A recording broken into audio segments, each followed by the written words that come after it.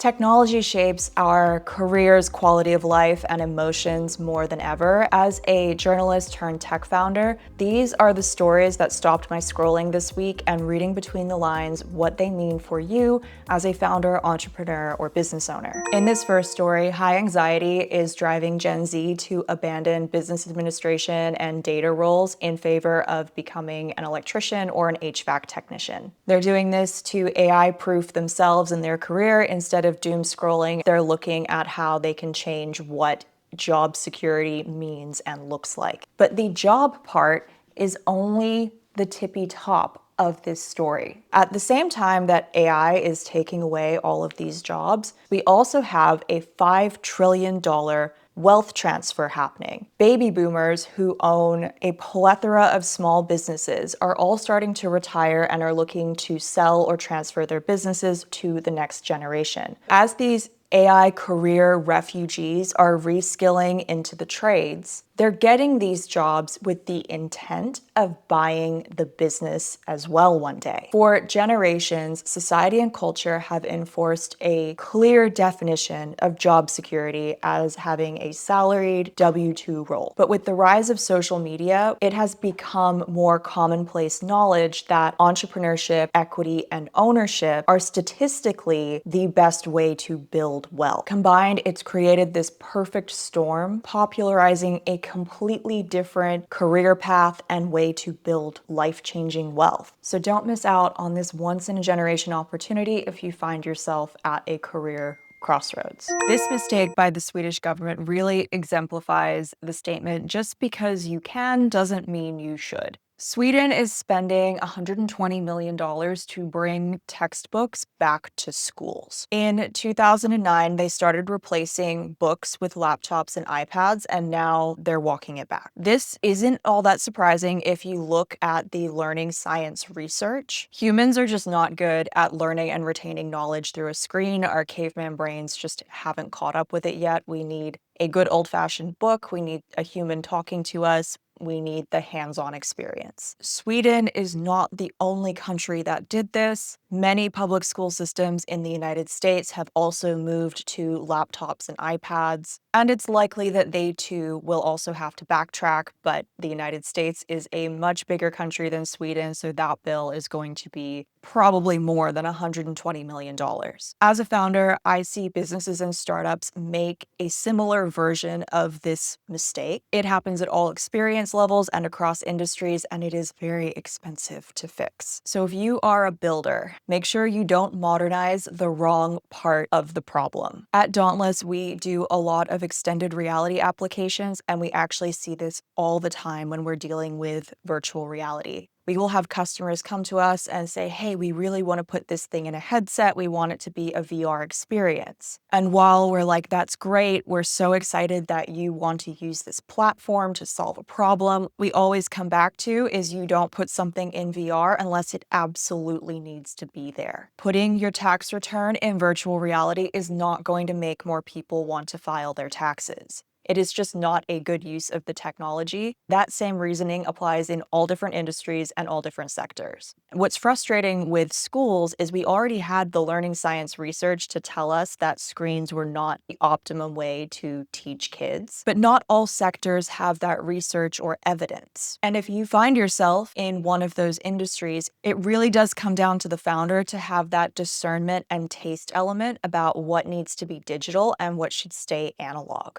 And it's the founders that are really dialed into the culture around that of the moment that will be successful. If you're one of those founders, make sure the team over at Dauntless's Venture Studios knows who you are. Two big media platforms who shall remain nameless, but you can read about here, were found negligent in a court case that asserted the platforms knowingly designed their applications to keep minors addicted to the platform. Both companies involved will appeal, not surprising. And if you are a business owner or a business that uses content for distribution for your product or service, nothing changes today. But if you operate in certain niches, over the next year, things will likely change whether they win the appeal or not. The niches that are most at risk are the ones that on the surface present at targeting an adult audience, but in reality mostly draw underaged viewers. And these are niches like extreme fitness, mental health, beauty, crypto, college life, and gaming. And if you operate in one of these borderline niches, you are more likely to have your content reviewed,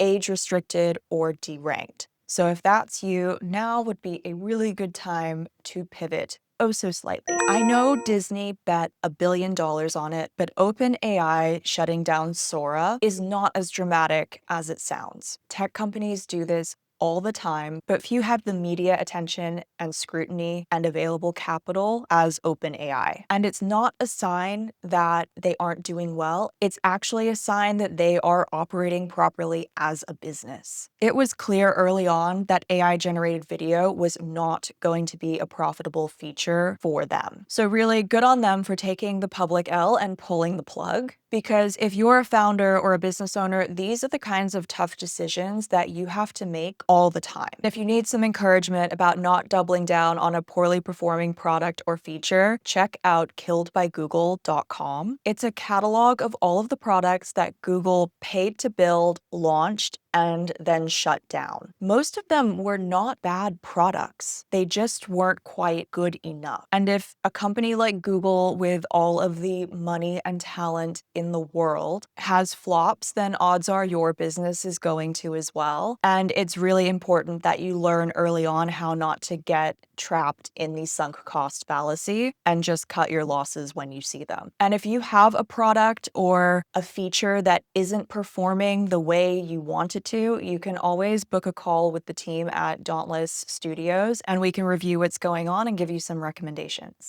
And on that topic, AI-generated video is having a tough time winning people over right now, and Ryan Gosling's latest movie, Hail Mary, is a huge success and might have some clues as to why. The movie uses no green screens, no blue screens, and no CGI. The alien co-star, Rocky, was an animatronic puppet, and while filming, Gosling was interacting and reacting to a real thing. And in both the visual effects and psychologically, even if it's subconsciously, people seem to be able to tell. And we like it. This caught my attention because the original Jurassic Park movie is famous for using animatronic dinosaur puppets in the film. And many people have speculated that this led to that film being just so successful, while subsequent films that had similar plot lines, similar star power, but used a lot of CGI didn't quite perform as well. They're still good in my opinion. Jurassic Park 3. It made a comeback. Another example is Dobby the house elf in Harry Potter was a combination of animatronic puppets, CGI, and real human stand-ins. And for Harry Potter fans, Dobby is a very emotionally triggering character. Is that a coincidence? So if you're a founder or a business owner who is using AI-generated video for marketing and advertising purposes, odds are you do need to trigger some kind of emotion or elicit some kind of emotional response. That's how marketing is effective. And we are seeing that an AI-generated character is not the best way to do that. It's not impossible, but it doesn't seem to be the most effective. While AI-generated video can give you volume for distribution, this suggests that the real power comes from having a human in the scene. To quote Film Beat's review on Hail Mary, it uses technology to enhance reality, not replace it. And I couldn't agree more. If you found this news breakdown helpful, let me know by liking and subscribing to our Becoming Dauntless newsletter. It's free over on LinkedIn, and you're also welcome to subscribe here. And with that, I'll see you next time. Bye.